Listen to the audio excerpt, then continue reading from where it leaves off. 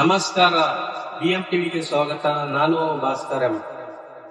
ನಾವು ಒಪ್ಪುದಿಲ್ಲ, ಅದಕ್ಕೆ ಜಗ್ಗುದಿಲ್ಲ.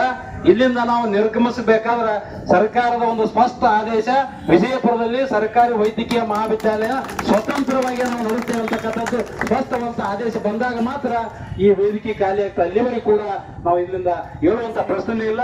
ನಮ್ಮ ಪ್ರಾಣ ಹೋದ್ರೂ ಕೂಡ ಪರವಾಗಿಲ್ಲ. ಇವತ್ತ ಈ ನಡೆಯತಕ್ಕಂಥ ಹೋರಾಟ ಇದು ಕೇವಲ ವೈಯಕ್ತಿಕ ಅಲ್ಲ, ಯಾವುದೇ ರಾಜಕೀಯ ಅಲ್ಲ, ಯಾವುದೇ ಪಕ್ಷದ ಸಂಬಂಧ ಅಲ್ಲ. ಇಡೀ ಜನತೆಯ ಒಂದು ಒಳಿತಿಗೋಸ್ಕರ ಮತ್ತು ಬಡ ಮಕ್ಕಳಿಗೋಸ್ಕರ. ಯಾಕಂತಂದ್ರ ಇವತ್ತು ರೈತರ ಮಕ್ಕಳು ಕೂಡ ವಿದ್ಯಾವಂತರಿರ್ತಾರ. ಇವತ್ತು ಮೆಡಿಕಲ್ ಓದ್ಬೇಕಂತಕ್ಕಂಥ ಒಂದು ಹಂಬಲ ಇರ್ತದ. ಇದು ಖಾಸಗಿ ಒಳಗೆ ಕೂಡಿದ್ರ ಮತ್ತೆ ಲಕ್ಷಾಂತರ ರೂಪಾಯಿ ಅಲ್ಲ, ಕೋಟ್ಯಾಂತರ ಡೊನೇಷನ್ ಕೊಟ್ಟು ಕೊಡುವಂತ ಅವರಿಗೆ ಯೋಗ್ಯತೆ ಇರೋದಿಲ್ಲ. ಇದು ಮತ್ತೆ ಬಂಡವಾಳಶಾಹಿಗಳ ಪಾಲಾಗ್ತದ. ಇದು ದೊಡ್ಡ ಒಂದು ಆಸ್ತಿಯಲ್ಲಿ ವಿಜಯಪುರದಲ್ಲಿ ಸರ್ಕಾರಿ ಮೆಡಿಕಲ್ ಕಾಲೇಜ್ ಆಗ್ಬೇಕಾಯ್ತಂದ್ರೆ ಏನು ಬಹಳ ದೊಡ್ಡ ಕೆಲಸ ಇಲ್ಲ. 149 ಎಕರೆ 12 ಗುಂಟೆ ದೊಡ್ಡ ಒಂದು ಬೈಲದ 53 ಇಷ್ಟು ದೊಡ್ಡದಾಗಿರ್ತಕ್ಕಂಥ ವಿಸ್ತಾರವಾದಂತ ಜಾಗ ಇದೆ. ಎಲ್ಲ ರೀತಿಯ ಟ್ರಾಮಾ ಸೆಂಟರ್ ಇದೆ. ಅಲ್ಲಿಂದ MRI ಸ್ಕ್ಯಾನ್ ಅದ. ಮತ್ತು ಇಲ್ಲಿ ಪ್ರತಿನಿತ್ಯನೂ 1500ರಿಂದ 2000 YPD ರೋಗಿಗಳಿರ್ತಾವು.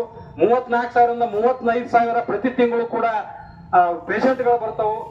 ಇಷ್ಟೆಲ್ಲ ಇದ್ರೂ ಸಹಿತ ಉದ್ದೇಶಪರವಾಗಿ ಸರ್ಕಾರ ಇದು ಬಂಡವಾಳಶಾಹಿಗಳಿಗೆ ಒಂದು ಬಲಿ ಕೊಡುವಂತ ಪರಿಸ್ಥಿತಿ ಮಾಡಾಕತ್ತಾರೆ ಸರ್ಕಾರಿ ಆಸ್ಪತ್ರೆಯನ್ನ. ಇದು ಆಗಬಾರ್ದು. ದೇಶದ ಯಾವುದೇ ರಾಜ್ಯದಲ್ಲಿಯೂ ಕೂಡ PPP ಮಾಡೋದ್ರಲ್ಲಿ ಎಲ್ಲಿಯೂ ಇಲ್ಲ. ಇದು ವಿಜಯಪುರದಲ್ಲಿ ವಿಜಯಪುರ ಕರ್ನಾಟಕದಲ್ಲಿ ಸುಮಾರು ಬಹುತೇಕ ಸರ್ಕಾರಿ ವೈದ್ಯಕೀಯ ಮಹಾವಿದ್ಯಾಲಯನ PPP ಮಾದರಿಯಲ್ಲಿ ಮಾಡ್ತಿರ್ತಾರ. ಇದ್ರ ಉದ್ದೇಶ ಏನು? ಸರ್ಕಾರದಲ್ಲಿ ದುಡ್ಡಿಲ್ಲ ಹೆಂಗೋ, ಮತ್ತೆ ದುಡ್ಡು ಎಲ್ಲಿ ಹೋಯ್ತು? ಇವೆಲ್ಲ ಏನು ಗೊಳ್ಳು ಯೋಜನೆಗಳು ತಂದಿರಿ, ಅದನ್ನ ಹೊಡೆದಾಕ್ರಿ. ಈ ಇಡೀ ವ್ಯವಸ್ಥೆ ಕೆಟ್ಟಿದ್ದೇ ಗ್ಯಾರಂಟಿಯಿಂದ.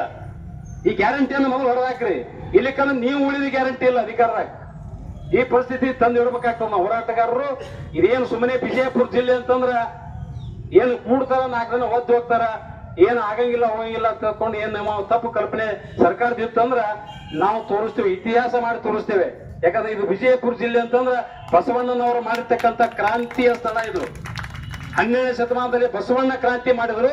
ಇಲ್ಲಿ 21ನೇ ಶತಮಾನದಲ್ಲಿ ಎಲ್ಲ ಸಂಘಟನೆ ಹೋಗ್ಕೊಂಡು ಈ ಸರ್ಕಾರಿ ವೈದ್ಯಕೀಯ ಮಹಾವಿದ್ಯಾಲಯ ಸಲುವಾಗಿ 2ನೇ ಕ್ರಾಂತಿ ಆಗ್ಬೇಕಾಗಿ ತಿಳ್ಕೊಂಡು ಸರ್ಕಾರಕ್ಕೆ ಎಚ್ಚರಿಕೆಯನ್ನು ಕೊಡ್ತಾ ಇಲ್ಲಿ ಮಾತನಾಡಲಿಕ್ಕೆ ಅವಕಾಶ ಕೊಟ್ಟಂತ ಎಲ್ಲರಿಗೂ ಕೂಡ ಶರಣ. ನಮಗ ಬೆಂಬಲ ಸೂಸಲು ಆಗಮಿಸಿರುವ ಸಂಸದರಿಗೂ ಮಾಜಿ ಸದಸ್ಯರಿಗೂ ಬಿಜೆಪಿ ಎಲ್ಲ ಮುಖಂಡರಿಗೂ ಧನ್ಯವಾದ. ಇವತ್ತಿನ